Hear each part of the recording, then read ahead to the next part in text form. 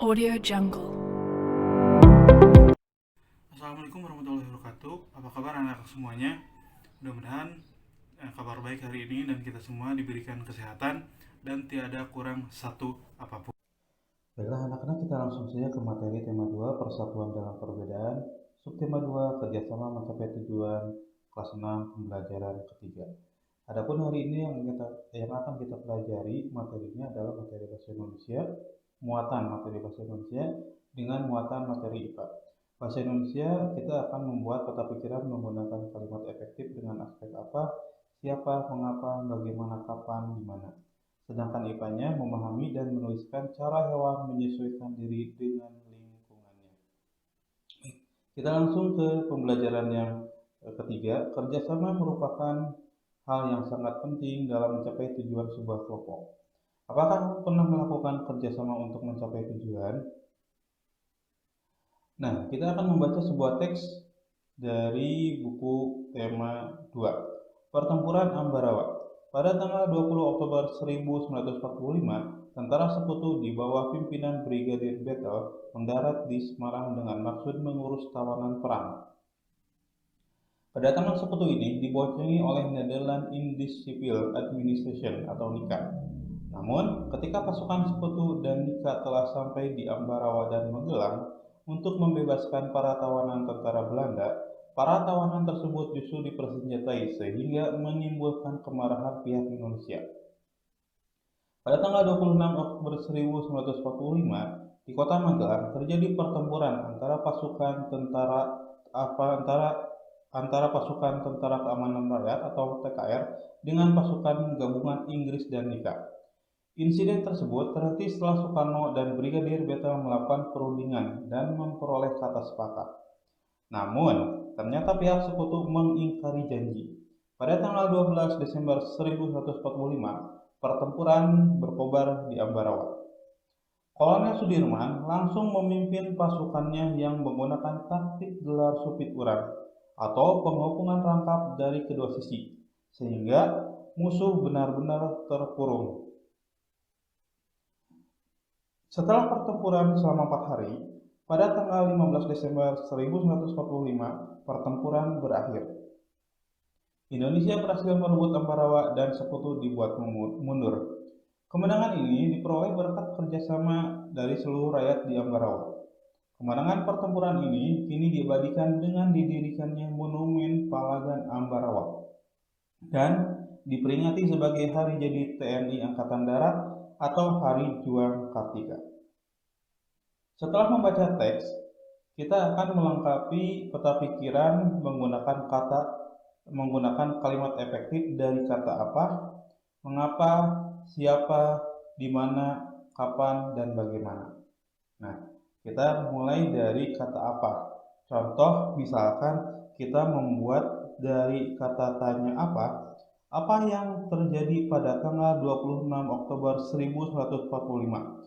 Maka kita akan membuat kalimat efektif, pertempuran pasukan sekutu dan NICA dengan Indonesia di Ambarawa. Itu kalimat efektifnya. Kemudian kata mengapa. Kata tanya mengapa, contohnya kita akan menggunakan kata tanya, mengapa Indonesia marah kepada sekutu? Ya, karena para tawanan dipersenjatai karena sekutu mengingkari janji. Itu kalimat efektifnya. Kemudian kata siapa. Contohnya, siapa yang terlibat dalam perang tersebut? Perang tersebut yang terlibat adalah tentara sekutu, NICA, TKR, Indonesia. Kemudian kata di mana terjadinya pertempuran tersebut. Maka kita akan bisa membuat kalimat afektif bahwa pertempuran tersebut terjadi di Ambarawa. Selanjutnya kata kapan. Kapan terjadinya perang tersebut? Perang tersebut terjadi pada tanggal 12 hingga 15 Oktober 1945. Dan terakhir, dari kata bagaimana, kalimat tanyanya atau kata tanyanya, bagaimana akhir pertempuran yang terjadi di Ambarawa? Pertempuran di Ambarawa, Indonesia berhasil merebut Ambarawa dan sekutu dibuat mundur. Itu adalah melengkapi peta pikiran menggunakan kalimat efektif. Baik. Tahukah kamu bahwa untuk memenangkan pertempuran di Ambarawa diperlukan kerjasama, persatuan, dan taktik agar bisa menang? Nah, saya setuju. Ternyata prinsip kerjasama, persatuan, dan taktik juga diperlukan hewan dalam menyesuaikan diri dengan lingkungannya. Bagaimana hewan menyesuaikan diri dengan lingkungannya? Nah, ternyata hewan juga mempunyai cara kerjasama di dalam prinsip kerjanya. Sebagai contoh, kita lihat adalah semut yang saling bekerja sama satu dengan yang lainnya untuk mengangkat sebuah benda. Itu salah satu contoh yang ditunjukkan dari hewan. Baik, kita langsung saja ke materi kita. Nah, di sini adalah hyena adalah contoh dari hewan yang bisa bekerja sama agar dapat hidup dengan bersatu dan bergerombol. Baik, kita akan baca sebuah teks yang berjudul Hyena adalah hewan paling pintar di dunia. Apabila ada anggapan bahwa simpanse, anjing, atau lumba-lumba adalah hewan terpintar saat ini, mungkin pernyataan tersebut betul, namun kurang tepat. Menurut penelitian, hewan terpintar di muka bumi adalah hyena. Dr. Sarah Benson Amran dari University of St. Andrews mengatakan bahwa hyena adalah hewan terpintar karena binatang tersebut dapat mengatasi masalah secara naluri dan juga dapat berhitung. Dalam penelitiannya, Salah berhasil menyimpulkan bahwa tingkat kepintaran seekor hewan ditentukan dari cara mengatasi masalah. Hyena mempunyai strata sosial lebih tinggi dari jenis lainnya dan dapat mempertahankan wilayahnya dengan cara memanggil rekan mereka. Hyena akan mengusir hewan lain yang masuk ke wilayahnya dengan cara bergerombol. Hewan ini dapat menghitung jumlah penyusup di wilayahnya dan memperkirakan berapa rekan yang harus hadir untuk mengusirnya. Hyena mempelajari cara untuk mengatasi masalah dari kesalahan dan percobaan. Hal ini seperti yang dilakukan manusia ketika menghadapi masalah. Ungkap Sarah seperti yang dikutip Telegram 909. Dia juga menjelaskan bahwa walaupun banyak hewan lain yang melakukan metode seperti yang dilakukan hyena, namun hewan ini lebih cepat dalam melakukannya. Hyena lebih kreatif daripada hewan lainnya, lanjut Sarah. Mungkin di kemudian hari, karena dikatakan lebih pintar, maka NASA dapat menggunakan hyena sebagai penelitian keluar angkasa. Selama ini, NASA hanya menggunakan simpanse dan beberapa hewan kecil lainnya untuk hal tersebut. Nah, tadi kita sudah mengetahui bagaimana cara mempertahankan diri dengan cara berkelompok. Sekarang kita akan mencari tahu bagaimana cara hewan lainnya beradaptasi. Kita bisa lihat di sini ada sebuah hewan belalang. Ya. Nah, belalang ini adalah salah satu makhluk hidup hewan yang bisa melakukan kamuflase. Kamuflase ini adalah bentuk penyesuaian diri makhluk hidup disesuaikan dengan kondisi tempat yang sesuai dengan tubuhnya. Misalnya di sini adalah belalang daun dan belalang sembah.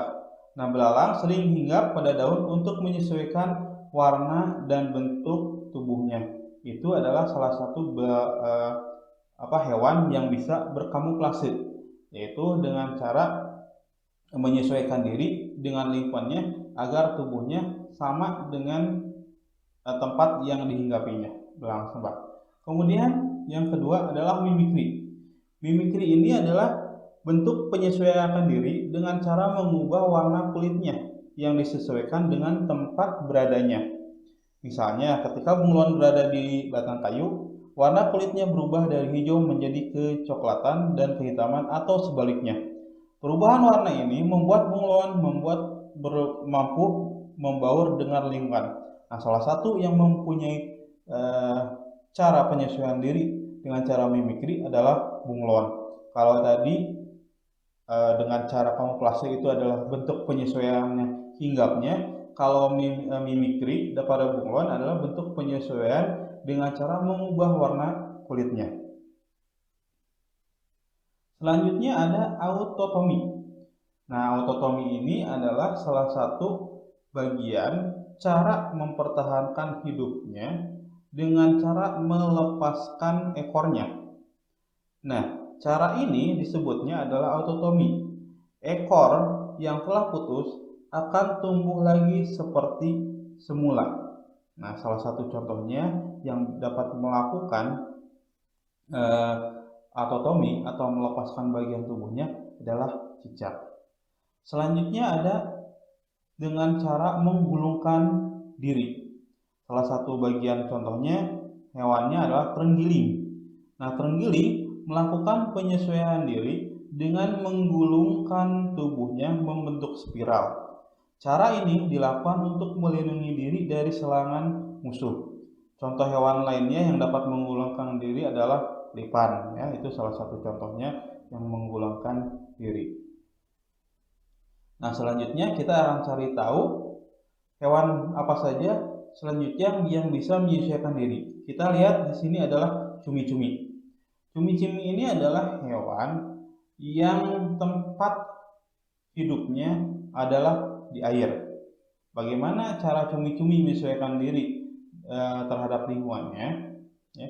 Cumi-cumi ini akan mengeluarkan tinta pada saat keadaan bahaya, sehingga musuh tidak dapat melihat karena terkena cairan tersebut. Nah, tinta cumi-cumi ini adalah berwarna hitam, sehingga ketika cumi-cumi mengeluarkan tintanya ketika sedang dikejar oleh musuhnya, maka cumi-cumi akan bisa melepaskan tinta yang berwarna hitam tersebut sehingga tidak terlihat oleh pemangsanya. Itu salah satu contoh cumi-cumi yang dapat mempertahankan hidupnya dengan cara mengeluarkan tinta.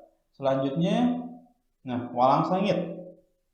Nah, walang sangit ini adalah salah satu hewan yang mempunyai cara unik di dalam beradaptasinya. Nah, cara beradaptasi walang sangit adalah dengan cara mengeluarkan baunya. Jadi ketika walang sangit dalam keadaan berbahaya oleh musuhnya, maka akan mengeluarkan bau yang tidak enak. Nah, sehingga musuhnya akan menjauh dari dirinya karena baunya yang menyengat tadi yang tidak enak. Itu salah satu contoh walang sangit yang bisa mengeluarkan bau. Selanjutnya, siput. Nah, kita seringkali melihat yang namanya siput. Ada hewan yang namanya siput. Nah, ternyata siput juga mempunyai cara unik di dalam mempertahankan dirinya karena siput itu mempunyai yang namanya cangkang. Nah, siput akan memasukkan tubuhnya jika dalam bahaya. Nah, cangkang siput yang dapat melindungi tubuh siput itu karena cangkangnya adalah keras, sehingga cangkangnya berfungsi juga sebagai rumahnya juga.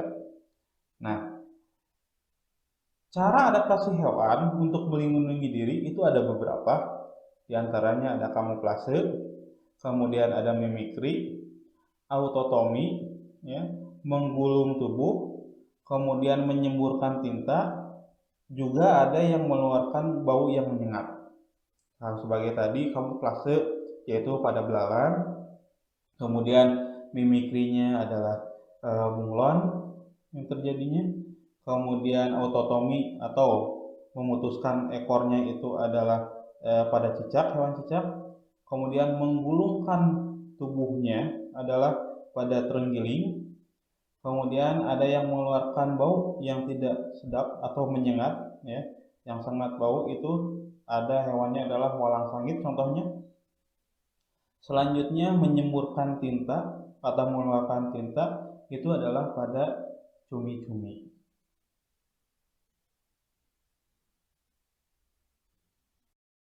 Nah, hari ini kita sudah belajar tema 2, subtema 2, pembelajaran ketiga, dan mudah-mudahan apa yang kita pelajari hari ini dapat bermanfaat untuk kalian di kemudian hari. Terima kasih. Wassalamualaikum warahmatullahi wabarakatuh.